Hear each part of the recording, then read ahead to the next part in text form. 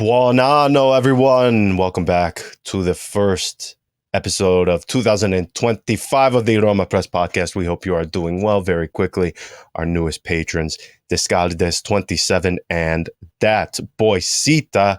Thank you both for your support. If you would like to join for the new year, if your resolution was to increase your level of personal depravity, patreon.com/RomaPress, and then, of course, at RomaPress for social media, YouTube version, Twitter, Facebook. You know where to find us by now. And as always, thank you, everyone, for listening. We hope you had a very safe, enjoyable Christmas, New Year, and what better way, Andy, to kick that off than with an important match for Roma at the weekend, obviously the Derby. The transfer market opening. We also have, as expected, the vast amount of rumors when it comes to the transfer market. So we'll start with that. We'll do the stuff for the Derby della Capitale later in the episode. This is going to be a bit of a shorter one. We're both under the weather. Well, I'm under the weather. You are traveling. You're all over the place. I'm just in You're Italy, everywhere. meeting relatives. So if you know what meeting relatives in Italy is like, it's quite overwhelming. And as nice as it is, it takes up a lot of time. Let's put it that way. It is very different. That's all I will say. It is an all-day affair. There is no such thing as a quick visit when you go to visit. Now, I don't know where you are, but I know. Yeah. There is definitely. I just had 3 different lasagnas being served at the same time. I had one with pesto, I had a regular one, and then one I think it was with pumpkin. So it's and it was just one course, and then there was more stuff later. So I'm done. It takes up. It's something that cannot be described in words because it's so overwhelming. As nice as it is, it's really, it requires a lot of mental strength. Yes, my goodness. See, my Italian relatives just left yesterday, and it felt like the only way I can describe it is a marathon. This is a different, it's a like different way of expressing. It's like an army going away. It's like the troops leaving the port, and setting off into the sea. That's how it feels like, Dunkirk, basically. Yes, that's what it feels like. So, well, again, we hope everyone enjoyed their holiday and a little bit of time off. All of us needed it because of what we've endured this season. So it's only right, though, since we've had rest, that it is pure chaos this week. Let's start with the transfer window because there are a ton of rumors, things happening very quickly, some surprising ordeals, I would say. And, of course, the usual characters at play. Again, I will repeat myself quite often during the summer and the winter. Follow the agent. That should be like the golden rule for what I impose onto people of how you view the market. Follow the agent, and then a lot more of these things sort of start to make sense and fall into place. Do we start with Lafay, who is going to go down as one of the most curious, particular sort of players that has ever passed through AS Roma, which is pretty impressive when you look at some of the most high-profile yet disappointing, Cashley Cole, so to speak, where he comes and he says, I came to Roma because I don't want to be sitting on a beach. I came to play football at a high level. Yeah. And then meanwhile, he's getting cooked by a 72-year-old Iron Robin in the Champions League and against Atalanta. Who are some of your other favorites? Vermaelen is the guy you mention quite often, and he is one that I think people forget quite often. But where do we rank? Because it's with Lefebvre, it's the price tag that everybody talks about. 23.5 million.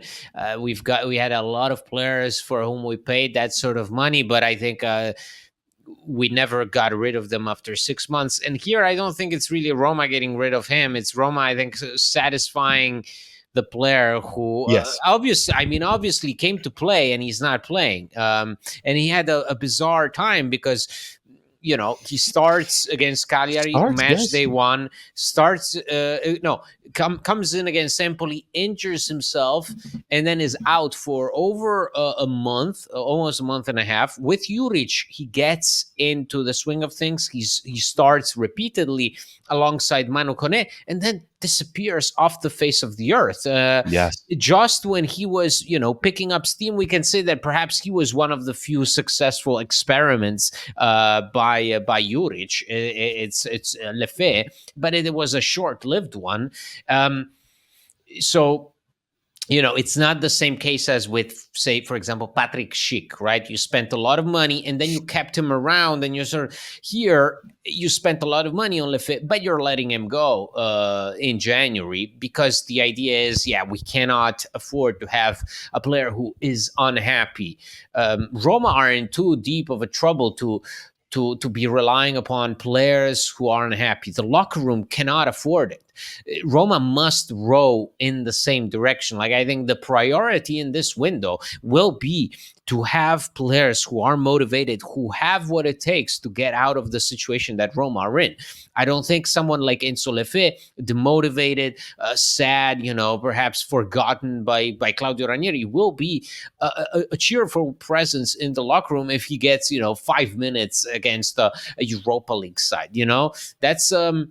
That's not what someone like him, who signed on for 23.5 million, wants to do. So I think here, in this case, as bizarre as it is, because it was, it's Ghisolfi's first signing, alongside Buba Sangare, a lot of money spent. This idea of him joining a club where he will have his chances, because his time at Rennes didn't go as well as he was hoping for it to go.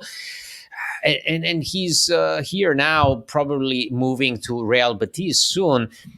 Doesn't make much sense. I think it shows a bit of the confusion, a bit of it's his departure is a result of Roma's inconsistency. Yes. With De Rossi, he starts, then he gets injured. Then with Juric, he starts consistently. He even benches Lorenzo Pellegrini and Brian Cristante. Yes. So. And then with Claudio Ranieri, he never plays. So, that's quite an accurate picture of Roma's season. It's Lefebvre's spell so far is quite accurate in how it reflects the state of turmoil that the club has been in. Well, and this is one too. It would be one thing, Andy, if this was a relatively cheap operation for Roma. When you include bonus, it's 25 million euros, 5-year contract. So to make the maths very easy, 25 million, the fee, over 5 years of contract. That means 5 million per season is his amortization. And you've gotten half of a season. So half of 5, 2.5. You need to, in order to come out to break even on Enzo Lefebvre, you need to get right now 22.5 million euros, which is not going to happen. There's nobody that is going to come to you with that amount on a permanent deal where there is a guarantee where you can sort of breathe a sigh of relief and reassure yourselves that you have lost nothing onto this deal to bring him to Roma. And let's not forget, as much as we enjoyed the summer where we saw Roma spend vast amounts of cash, this is still a club that is in the crosshairs of UEFA financial fair play. They cannot afford to take a large minusvalenza on any player. Never mind one that has been here for half a season. Yeah, exactly. So, that's the tricky part, because in the past, Roma just wrote it out. As I mentioned, Patrick Schick was an experiment that clearly wasn't working from the first 6 months. It was clear as day that it was not going to work out, but Roma just kept it out. Why? Because they had spent so much money on him. They couldn't afford to let him leave. They couldn't afford to lose money over him in that short amount of time. So it was sort of like they were setting their ways of making him work. It didn't. But that was the plan with Enzo Lefebvre. It's a really bizarre situation. But just again, we are coming off such an intense period where so many things happened, so many ideas were laid out on the pitch, so many things were tried, so many players have failed, so many players have gone through good moments and have gone through terrible spells. And I mean, look at it. Brian Cristante has been out for over a month, man. This is the first time, I think, in his 7 years at Roma that he's been out so long. I don't recall at any point in time in his career at Roma this kind of absence. Lorenzo Pellegrini out of the lineup consistently, as if he was some Cengiz Under or something. Gianluca Mancini's position is also quite unstable, I would say. So really there is that in of itself, how these players who meant something up until a few weeks ago, a few months ago, the state they're in shows exactly the state of Roma. Enzo Lefebvre's short-lived spell is no exception. It is the perfect encapsulation of how completely mixed Roma's ideas have been for quite some time now. Yeah, he is the perfect metaphor of this season, frankly. You said it perfectly. Let's go to Pellegrini, because this thing is not dying. I want to make it very clear.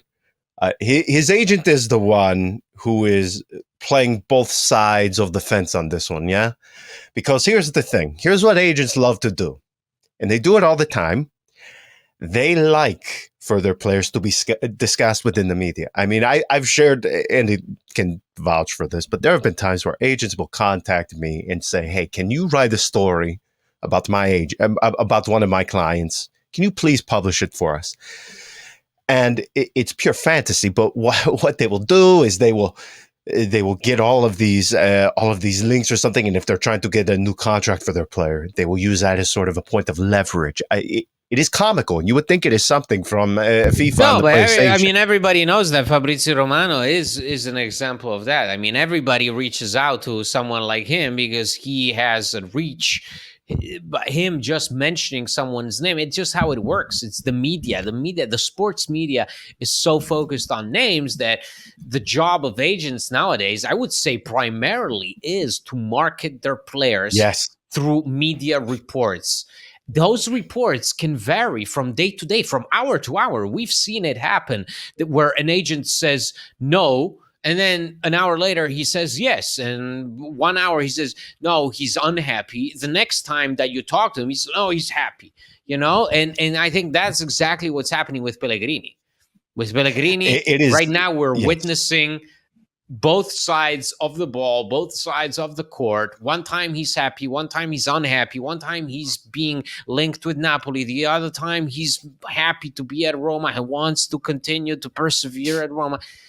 He's focused on the pitch, winning back his starting position. Oh, but by the way, this team wants him, that team wants him, this club he wants. This morning, it said his future depends on the Derby because he wants to impress Ranieri so that he can slot into the lineup so that he has his chance to show off in front of the fans. That's something that an agent says. When a journalist says, "So, what can you tell me about Pellegrini?" The agent will reply, well, he's focused on the Derby. He hopes the manager picks him. He hopes to impress the fans. There you go. And a journalist can make an entire story out of those 3 sentences. Yes, and his agent particularly is a unique guy. I said, whenever I retire from doing this, I will play the voice notes that he sent to me, Giampiero Pocetta. Very interesting sort of guy. I call him Zoolander. He just has the stereotypical Italian uncle look, who spends way too much time spends way too much time at the Adriatic Sea. Yes. Wearing those short shorts, those really short shorts with the bulge. Yeah, that's exactly. And a faded tattoo on the biceps. Yeah. Yeah. Yes. Oh man. There are at least a dozen people listening to this who are either the majority of people are going to be clueless as to what we are referencing, but there are at least a dozen Italians who know exactly what you were saying, and in their head, they will all just be like, said the "Oh name yeah, of that that's Uncle loud. Rocco. Oh, that's Uncle Vittorio. Oh, that's that's him." So I just want to make it clear, because I've talked with him this week. He is doing this sort of half in, half out, both sides of the fence approach with Pellegrini, because frankly, that's what, in fairness to him, that's what you have to do. You have to make it clear to the general public that this guy is still highly regarded. He is still wanted by many big teams, but he's still focused on his club and trying to win back his place within the team. So I understand it to an extent. So I'm not going to beat him up too much more than what we already did. But I think that what Ranieri is saying about the Pellegrini situation is more telling. As in, Ranieri is not that like, you read his words today. He released an interview, even when he was speaking to the media on last occasions.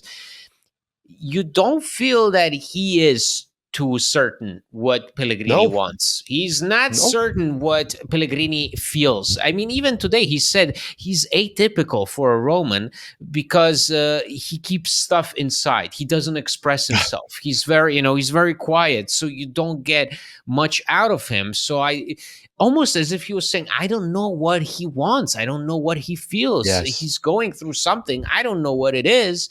I'm trying to manage him. But at the end of the day, the decision will be up to the player.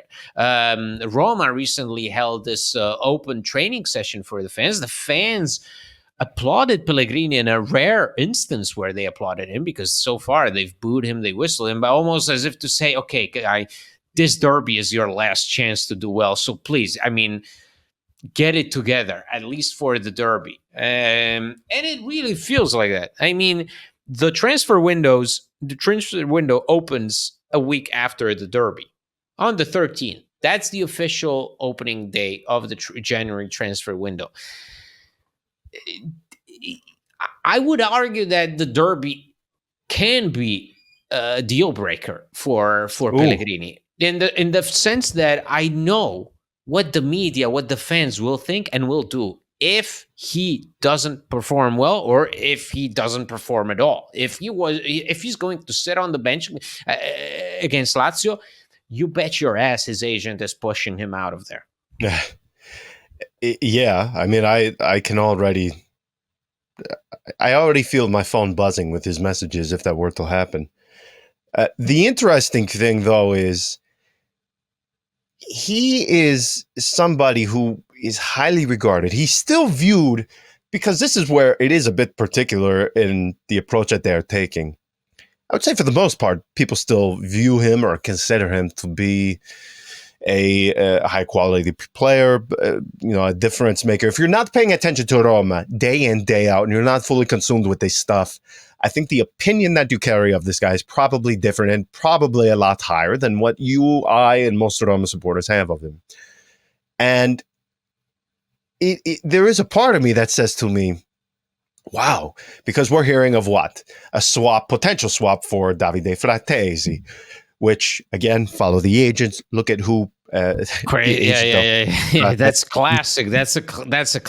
That's a classic, especially if you see the same newspapers report more or less the same kind of news or report the same names. You know who is friends with who, and you know that at some point in time those names will pop up. In this case, La Repubblica reporting on it. Yes. Now, Beppe Rizzo, very, very, very, very, very, very good relations with Roma. That precedes the current regime. He's the one who brought Juric. Juric, yes. I'm trying to think of who else he has. He has Palladino. Cristante, Mancini. He has Baldanzi. So he has a very healthy stable of players. And there is a part of me that says, wow, you want to talk of an operation that really does, at least on paper, and again, with the complete forewarning that everybody loves to do these player swap deals when we speak of potential rumors. They almost never happen. So let's kind of keep that in mind while discussing this. How many times have we heard Frattesi to Roma? Even this past summer, there was late. Well, I was about to say, are we counting prior to his arrival at Inter? No, not only, especially after his move to Inter, because he's been barely playing for Inter for the past year and a half. So at every chance, there was that thing of, oh, he's regretted his decision not to join Roma. Now he's open to joining Roma. And then when you talk to him or when the media ask him about it, he's never open to Roma. So I don't know, well, it's funny how it's a world of agents where the agents are slowly becoming way more important than the players. They control the narrative. They make those deals possible. They make the fans dream of a deal that has no place to exist. I mean, a swap deal involving Frattesi and Pellegrini would be so complicated. I mean, Roma couldn't even agree with Milan on Alexis Salzmakers and Tammy Abraham. And what are we doing talking about Frattesi and Pellegrini, who make such incredible wages, and their contracts lengths vary to such an incredible degree that, I mean, having any of these two teams who are both dealing with financial fair play, who must both watch out for their financial situation, it's crazy in of itself. But that's how easy it is to make something out of nothing. Yes, I agree with you in that respect. Now, in terms of the wages, that is going to be, as per usual with any player at Roma, the biggest issue is going to be the wages, because again, Roma paying Pellegrini, I mean, 4.5 million euros net per season. I mean, it's an outrageously high figure, outrageously high. That is going to be any sort of potential stumbling block to any deal. Speaking purely from a tactical point of view, though, I mean, you would do that tomorrow, yeah? I mean, Frattesi plays Mezzala. No, John. I think I would right now, looking at how Pellegrini performed in the recent match against Milan, and also just what the situation and the feeling is between Roma and him, I would say, dude, go somewhere else, play. I don't even want anybody in exchange. You're just saying outright sale. Okay. I'm saying right now, given his position is completely compromised. He's the captain and he's not playing. You can't have that happen. It's clear as day that something is not there right now. Perhaps in the future, although I doubt it. Go out and play. Do it for yourself. Really, do it for yourself, because right now you're not doing the club a favor and you're not doing yourself any favors. So go and play for yourself. Do what Bove did. He went and played for himself. Go and do what Florenzi did. Go and play for yourself. Like, really, just try to experience. I would bet everything that he would thrive anywhere but Rome. It's just right now, that's the situation. The situation is too tense for him to succeed at Roma. It is. And the problem is, too, once you dig yourself this hole, it is so much more difficult for these guys that are Romanisti, born here, captain.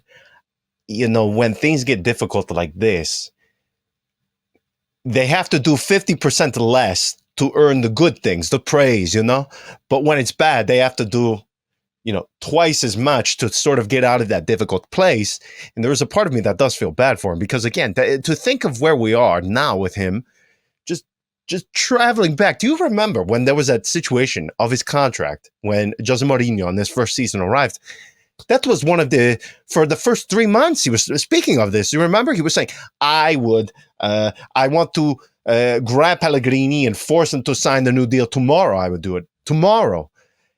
And you go from that to here, less than 36 months. It's it's an interesting Not only that, but storyline with also him. just him being there. I mean, him playing such an important role within the club. I mean, he's the one who goes to the club and asks for an explanation following the Rossi's dismissal. He's always there in the defeats, in the humiliations, in Budapest. He's always been there, and really, since taking up the captain's armband from Edin Dzeko, his position was always scrutinized, but not to such a degree where now he just doesn't have a presence, he just doesn't have anything. Maybe he's a good teammate in the locker room, but right now you can't have any validity if you're not in the starting lineup. And so many times whenever he's come on, he just didn't look good enough. So what can the fans do right now? What can they hope to get from you? I would say very little. Well, and two, it makes it that much worse when you have a horrific Roma, as we've seen this season, and you're still unable to be among the first 11 chosen. It just sort of stings that much worse. Now, you mentioned the derby as a potential chance of redemption, I guess, to some extent. What are you expecting from this? Because if you want to talk about just varying degrees of season, you have a Lazio that has been effective. They have thrived under their new manager. They sell crucial. I mean, think about it too. I mean, losing Felipe Anderson, losing Immobile, haven't really skipped a beat whatsoever. And you see how well and how quickly they've taken to Barone. And it really leaves you shaking your head at times because, Roma, everything they did in the summer, we thought we were doing because it there right. was hype. Exactly. We fell into the trap of hype. It's known that it never works. Just as there was hype with Lazio when they got Maurizio Sarri, nobody believed that Maurizio Sarri could be on the Lazio bench. We know how that relationship ended. And in this case, Barone came into Lazio and everybody made fun of him. There were protests against Lotito in the streets of Rome. Lazio fans were asking for his head because of the decision to appoint Baroni when Coensao was free. Coensao, who just now signed with Milan. So they did everything under the radar. They replaced those big names you mentioned with players that nobody rated. Nobody thought much of them. They kept some of the old guard, but not everybody. And they've had several injuries. Right now, they go into the derby and they have a whole list of players who will not be taking part in the match, including Pedro, thank God. But their strength was the fact that they were underdogs. Their strength was the fact that nobody bet on their collective identity. That's what they had from day one. That's what Roma didn't have from day one. Like where Lazio succeeded, Roma have failed. It's a parallel dynamic, diametrically opposed. Roma have done exactly the opposite of what Lazio have done. Lazio have been succeeding despite injuries, despite the lack of big names, players who were inexperienced, players who came from different realities. Everybody put in a decent shift under Baroni. That cannot be said for Roma with De Rossi in charge, with Juric in charge. Despite the positive feelings that we had in the summer, Roma underwhelmed, whereas Lazio exceeded expectations. They are exactly where they should be. They've deserved to be where they are. And that's so, as I mentioned briefly in the last episode, this time it will not be about who wants the derby more, because that's usually what it came down to. Who wants it more? Who wants it more? And very, very, very often it was Lazio. They put such a bow on it. They made it such a priority for them that you could tell they were playing with a different kind of heart. This time it's about which team can play as a team, because going into this derby, a collection of random individuals is not going to make the difference. This is going to come down to who can remain a team despite the pressure, despite the atmosphere, everything. That's what it will come down to. So far, Lazio have been the far better team than Roma. But as we said many times, Roma have the potential to be better than what they showed. A derby to start the year off. I mean, talk about the ideal opportunity to prove doubters wrong, to prove critics wrong. You put it perfectly there, and we will end it with that, because this upcoming month for Roma, you hate to say make or break, because really you could half of the months of the season could be labeled make or break, but this result, if positive, could really propel you. And if you look at the stretch of matches coming up, Andy, this is something where you've screwed up the first half. It was undeniably one of the worst first halves to a campaign that you could have ever imagined. It was something we couldn't even foresee in the summer. If you would have told us how it was going to happen. You're going to have the worst start to the season since 1974. Right. Nobody foresaw that coming. And the sort of odd thing, or I don't know if odd is a correct word, but if you look at the table relative to how bad Roma have been, I mean, they are still, I mean, they're 12 points behind Juve, who are sixth. Now, it's not as if Roma top 4, top 6. We're not having that conversation yet. I don't think we're allowed to have that conversation. No, we don't have that. But it's really, what the conversation starts with the simple things, which is such as, can you win consecutively 2 Serie A games? It's as simple as that. Can you do that? Yes. And then you'll move on from there. The derby in of itself doesn't concern me. What concerns me is the consistency, which was missing, it has always been missing, but which we need very badly right now.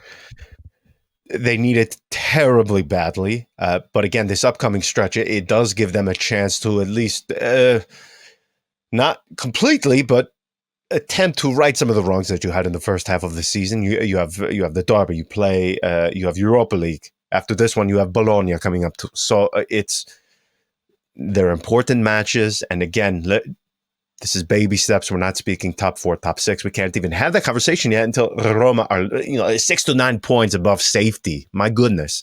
But we will have to see how this one plays out, because previewing this match, it would be disingenuous for either of us to say, "Oh yeah, Roma should win." Roma, they've shown nothing to give you any sort of positive feeling beyond one performance here and one performance there. As you said, consistency is key. If you win this, you at least give yourself a chance to propel and gain some momentum through this month, and then we see what happens. We will see what happens, but we will come back after the match on Sunday evening. Fingers crossed. Take a deep breath, everybody. 2025, starting off with a bang, as they say.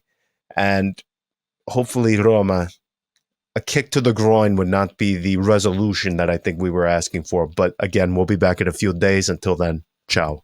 Ciao.